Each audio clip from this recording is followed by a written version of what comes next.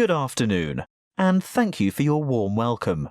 This will be the first talk in a series of 5 on health interventions, protection and prevention. Could I start by asking for a show of hands? How many of you have had a flu vaccination at the beginning of winter? I thought so. You young ones always think you're indestructible. Well, as you are no doubt aware, disease-spreading germs or pathogens are everywhere. On a daily basis, the human body has to ward off attacks by various harmful bacteria and viruses. A healthy body has a good defense system against many of these germs, but the defense only operates well against microorganisms that it has already encountered, in which case it is said to be immune. There are 2 ways in which humans acquire natural immunity. Actively, when a person has first suffered and then recovered from an illness, and passively, when ready-made protection is transferred into the body, for example, from the maternal blood via the umbilical cord to an unborn child, or through breast milk. Now, artificially acquired immunity can help the body to fight disease, so we can use active immunization as a preventative measure. This is when a person is vaccinated against an illness by injection or oral ingestion of a tiny amount of weakened or inactive germs, not enough to actually cause him or her to contract the illness, but sufficient for the body's defense system to recognize and respond to the threat by forming antibodies. Intervention using passive immunization, on the other hand, is a method of curing an illness after it is too late for prevention. It is less effective than active immunization and takes longer to work. It is used when the body has already been invaded by bacteria and the person is ill. In this case, there is no time for the body to make antibodies of its own, so proteins, usually taken from the blood of animals, are injected to equip the patient with the essential antibodies to combat the particular illness.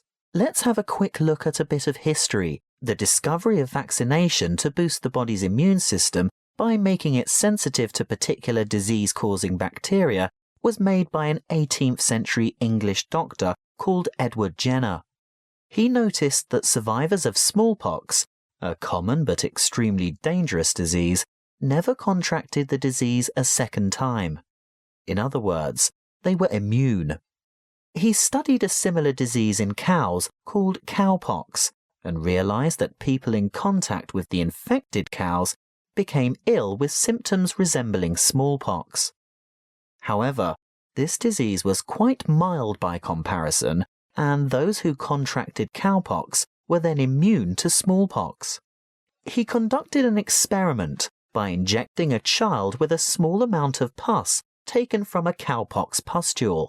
The child subsequently became ill, but soon recovered.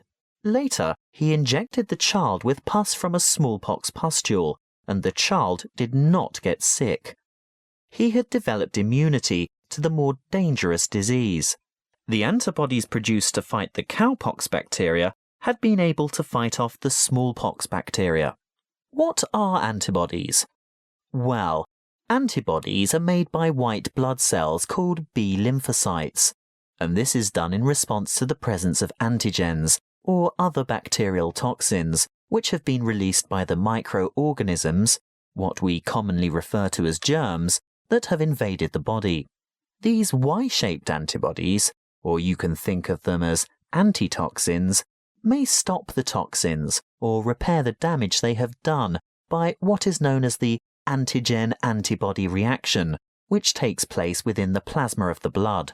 A correct antibody, for that disease, clings to a particular antigen in order to render it harmless. Large numbers of these pairs clump together to form a bigger unit. This is called agglutination and is able to be seen by the naked eye, which is very helpful for doctors and other specialists to determine which illnesses a patient is immune to. Inoculation or active vaccination can protect people from serious diseases. The vaccine may make a person feel unwell for a few days when the immune system starts to produce antibodies to match the introduced antigen. This is called a primary reaction. If that particular antigen should ever enter the body again later, a secondary reaction takes place. The body is then able to produce large numbers of corresponding antibodies within a short time, so the invading antigens are quickly wiped out, without the person suffering any harm from the disease. If you find this video helpful, don't forget to like and subscribe my channel to learn more videos. Thank you, and goodbye for now. Bye.